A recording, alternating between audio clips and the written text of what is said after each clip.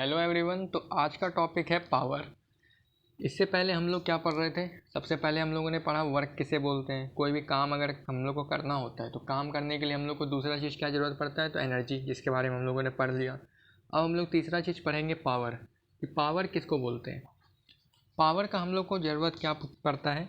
अब पावर नाम सुन के ही लग रहा है कि जैसे किसी इंसान के अंदर या किसी मशीन के अंदर सबसे ज़्यादा ताकत हो। नहीं, ऐसे नहीं पता कर सकते। पावर को हम लोग फिजिक्स के टर्म में कैसे डिफाइन करेंगे कि अगर कोई काम दिया गया हो और उस काम को कम से कम समय में जो सबसे पहले कर लेगा उसको बोलेंगे कि वो ज़्यादा पावरफुल है। तो अगर हम लोग एक एग्ज़ाम्पल लेके समझें, जैसे कि मान लिया जाए कि वो एक कहानी है टॉर्टोइज़ का और रैबिट का, जिसमें क्या था, एक रेस लगा हुआ था। लेकिन रैबिट जो है टॉर्टोइज़ को देख के क्या लगता था कि वो बहुत स्लो है, उसका काम जो है वो आसानी से नहीं हो पाएगा। और रैबिट थोड़ा सा आराम करने क्या चला जाता है, टॉर्टोइज़ जो है मैच जीत जाता है। वो कैसे? क्योंकि जो काम दिया गया था दोनों को, काम तो एक ही था, दोनों को रेस जीतना था, रैबिट को भी और टॉर्टोइज़ को। लेकिन रैबिट क्या कर गया, वो जाके आराम करने लग गया। लेकिन टॉर्टोइज़ जो है वो मेहनत करते रहा, काम करते रहा, मीन्स वर्क करते रहा, जिसके वजह से वो फाइनली रेस जीता। ठीक है। तो रैबिट का क्या था, रैबिट वर्क अपना, उसको भी सेम यही काम दिया गया था, लेकिन वो क्या किया, आराम करने लग गया और उसका जो काम था वो समय पे पूरा नहीं हो पाया। तो इसी हिसाब से हम लोग क्या बोल सकते हैं कि जो काम सबसे पहले कर ले, समय जो कम लगाए, कम समय में जो काम सबसे पहले कर लिया वो ज़्यादा पावरफुल है। तो इस हिसाब से जो टॉर्टोइज़ है वो ज़्यादा पावरफुल था, क्योंकि रैबिट जो है वो सो गया था, लेकिन टॉर्टोइज़ जो है वो कम समय में लगा के अपना काम पूरा किया। तो पावरफुल कौन हुआ? टॉर्टोइज़ हुआ। लेकिन अगर हम लोग नॉर्मली बोलेंगे तो पावरफुल तो रैबिट ही था, क्योंकि अगर उसको रेस जीतना होता तो वो सबसे पहले जीत सकता था। लेकिन फिजिक्स के टर्म में हम लोग अगर वर्क डन, अगर हम लोग पावर पता करेंगे तो work done divided by time से पता कर सकते हैं। जो कम समय में ज़्यादा काम कर पाया तो उससे हम लोग किसी भी ऑब्जेक्ट का या किसी भी मशीन का, किसी भी ह्यूमन का, किसी भी एनिमल का हम लोग पावर निकाल सकते हैं। ठीक है। अब पावर को फिजिक्स के टर्म में हम लोग कैसे डिनोट करते हैं? तो पहली बार डेफिनेशन हम लोग समझेंगे कि पावर को कैसे डिफाइन किया गया है। तो रेट ऑफ डूइंग वर्क, जहाँ भी टर्म रेट आ गया इसका मतलब वो डिवाइडेड बाय टाइम है। जब भी किसी डेफिनेशन में रेट आ जाता है तो उसका क्या मतलब है कि उसको टाइम से डिवाइड किया गया है। ऑफ डूइंग वर्क मतलब जितना काम होता है, जितना ही समय लगता है उस काम को करने में, उसको हम लोग पावर डिफाइन करते हैं। पावर का ऐसा यूनिट क्या है? तो वाट है, जो जूल पर सेकेंड भी हम लोग इसको मतलब ऐसा यूनिट में बोलते हैं। वाट को जूल पर सेकेंड भी बोलते हैं। अब हम लोग एक चीज़ समझते हैं, पावर को कैसे डिराइव किया गया है। तो work done divided by time taken. तो इस हिसाब से अगर हम लोग पता करना चाहें तो अगर पावर ज़्यादा हम लोग को चाहिए तो क्या करना पड़ेगा, कम समय में उस काम को करना पड़ेगा। अगर वही हम लोग को पता चले कि टाइम ज़्यादा लग रहा है तो इसके हिसाब से हम लोग क्या बता सकते हैं कि पावर जो है किसी भी मशीन में वो कम है। ठीक है। तो ये इन्वर्सली प्रोपोर्शनल होता है पावर के। अगर हम लोग को पावर पता करना है किसी भी चीज़ का, तो किसी भी ऑब्जेक्ट का या मशीन का वर्क डन कितना हो रहा है और कितने समय में वो कर पा रहा है, तो उसका हम लोग पावर निकाल सकते हैं। पावर को एक और डेफिनेशन से हम लोग डिफाइन करते हैं कि जब भी वर्क डन हो रहा है तो वर्क डन करने में हम लोग एक और चीज़ का यूज़ करता है, वो है एनर्जी। अगर कोई भी ऑब्जेक्ट या कोई भी मशीन काम कर रहा है तो उसको हम लोग कोई ना कोई एनर्जी दे रहे हैं। अगर कोई मशीन चल रहा है तो उसको एनर्जी दे रहे हैं, इलेक्ट्रिकल एनर्जी की वजह से वो मशीन काम कर रहा है। तो हम लोग इसको एक और तरीके से बोल सकते हैं कि जितना एनर्जी वो कंज्यूम कर रहा है मशीन और कितने समय में वो कंज्यूम कर रहा है, उस दोनों को जब डिवाइड करते हैं तो हम लोग को पावर पता चल जाता है उस मशीन का कितना पावर है।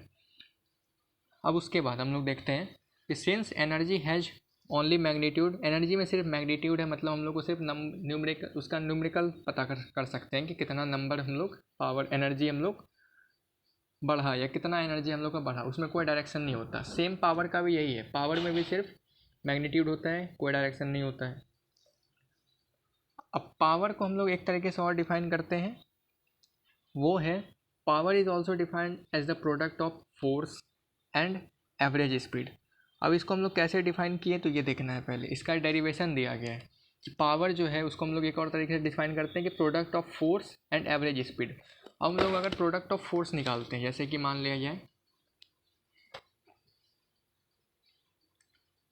पावर इक्वल टू क्या बोल रहा था, product of force into average speed F into S. अब हम लोग पावर की जगह हम लोग को ये तो पता है कि वर्क डन जो होता है वो क्या होता है, फोर्स इंटू डिस्प्लेसमेंट होता है, एफ इंटू एस। ठीक है। तो पावर को हम लोग क्या कैसे डिनोट करते हैं, तो वर्क बाय टाइम। अब हम लोग को ये बात पता है कि जो वर्क है उसको F इंटू एस भी लिख सकते हैं, क्योंकि वर्क डन तो F इंटू एस भी होता है। अगर मान लीजिए हम लोग नहीं लिखते हैं, इसको हटा देते हैं सिंपल सा, पहले वर्क का फॉर्मूला लिख दिए, फिर पावर को हम लोग क्या लिखते हैं, वर्क बाय टाइम। अब वर्क को हम लोग क्या लिख सकते हैं, तो F into S divided by T. ठीक है, अब यहाँ पे एस है मतलब डिस्प्लेसमेंट हो रहा है, बट अगर हम लोग को यहाँ पे अगर बोला जाए कि एवरेज स्पीड हम लोग को अगर नहीं एवरेज वेलोसिटी निकालना हो, तो एवरेज वेलोसिटी का फॉर्मूला क्या होता है, स्पीड बाय टाइम। ठीक है, अब पावर को हम लोग फिर से अगर यहाँ से इसको डिनोट करें तो क्या हो जाएगा, फोर्स। पहली बात जो फोर्स है उसको लिख लेंगे, और एस बाई टी, यहाँ पे जो एस बाई टी है और यहाँ पे जो एस बाई टी है उसको किससे डिनोट किया गया, तो वेलोसिटी से डिनोट किया गया है। वेलोसिटी मतलब एवरेज स्पीड। ठीक है, एवरेज स्पीड। तो हम लोग इससे भी पता कर सकते हैं कि अगर वर्क है और पावर है, तो इससे हम लोग क्या पता कर लिए कि पावर को एक और तरीके से डिफाइन कर सकते हैं कि वर्क नहीं, फोर्स और एवरेज स्पीड का अगर हम लोग प्रोडक्ट निकालते हैं तो उससे भी पावर हम लोग पता कर सकते हैं। अब हम लोग को एक साइंटिस्ट के बारे में जानना है जिनका नाम है जेम्स वॉट। जेम्स वॉट जो है, इन्होंने वॉट हम लोग को मतलब इन्हीं के नाम पे हम लोग को पता चला कि पावर का जो ऐसा यूनिट है वो वॉट है। क्यों, अब ये पहले साइंटिस्ट थे क्यों, कौन, ये एक स्कॉटिश के इन्वेंटर थे जो मैकेनिकल इंजीनियरिंग किए हुए थे। इन्होंने एक तरीके से स्टीम इंजन के ऊपर भी काम किया हुआ था, और ये फिर एक अपना खुद का मशीन भी बनाए थे। और वो जो मशीन है वो क्या काम करता था, तो पानी को पंप करने का काम करता था किसी भी बहुत गहरे माइंस में से। और उनका मशीन जो बनाया हुआ था वो 4 गुना किसी और मशीन से ज़्यादा पावरफुल था। ठीक है, और जो भी स्टीम इंजन था उनके अंदर बहुत ज़्यादा स्ट्रॉन्ग हॉर्स पावर था, जो बहुत मतलब कि कम समय में ज़्यादा से ज़्यादा काम कर पाता था, जिसके वजह से इन्होंने ही बताया कि एक हॉर्स पावर में कम से कम जो होता है कितना होता है, 746 वॉट्स। मतलब हम लोग जो मोटर खरीदने जाते हैं तो 1 HP का जो मोटर आता है वो कम से कम कितने वॉट तक का पावर सप्लाई करता है, तो 746 वॉट का। ठीक है, पावर को हम लोग डेफिनेशन और यूनिट के अगर इसमें डिफाइन करें तो 1 वॉट कितने के बराबर होगा। अगर हम लोग 1 वॉट को डिफाइन करें तो कैसे डिफाइन कर सकते हैं, तो 1 वॉट जो होता है वो क्या होता है किसी भी डिवाइस का, तो rate of 1 joule per second, मतलब rate of 1 joule per second. इसको हम लोग और कैसे लिख सकते हैं, रेट मतलब डिवाइडेड बाय टाइम रहेगा, 1 जूल। टाइम को कैसे लिखा गया, तो सेकेंड में दिया गया है। ठीक है, 1 जूल बाय 1 सेकेंड। अगर ऐसे दिया हुआ है तो हम लोग इसका 1 वॉट निकाल सकते हैं, तो ये 1 वॉट का फॉर्मूला हो गया। अब 1 HP का तो हम लोग को पता है कि 1 HP में 746 वॉट होता है। अगर किलो वॉट में कन्वर्ट करने बोल दिया जाए, जैसे कि हम लोग को पता है कि 1 HP मतलब 1 हॉर्स पावर में कितना होता है, 746 वॉट होता है। ठीक है, अब इसको अगर किलो वॉट में कन्वर्ट करने बोल दिया जाए, किलो वॉट में अगर कन्वर्ट करने बोला तो क्या करेंगे, 746 को 1000 से सिंपली डिवाइड कर देंगे, तो किसके बराबर हो जाएगा, 0.746 किलो वाट KW।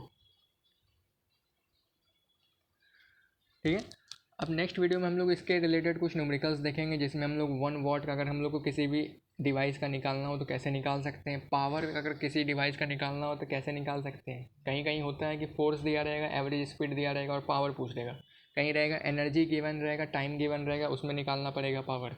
तो कुछ भी क्वेश्चन आ सकता है, तो उससे रिलेटेड हम लोग को सारा फॉर्मूला पता होना चाहिए। नॉर्मल तो हम लोग को इसके फार्मूला के बेस से हम लोग आंसर निकालते हैं कि work done by time taken जो होता है वो पावर का फार्मूला होता है, लेकिन कुछ किसी किसी क्वेश्चन में एनर्जी सिर्फ दिया रहता है या टाइम दिया एनर्जी दिया रहता है। किसी किसी क्वेश्चन में क्या रहेगा, फोर्स दिया रहेगा और एवरेज स्पीड दिया रहेगा, तो इसके हिसाब से हम लोग को पावर निकालना है।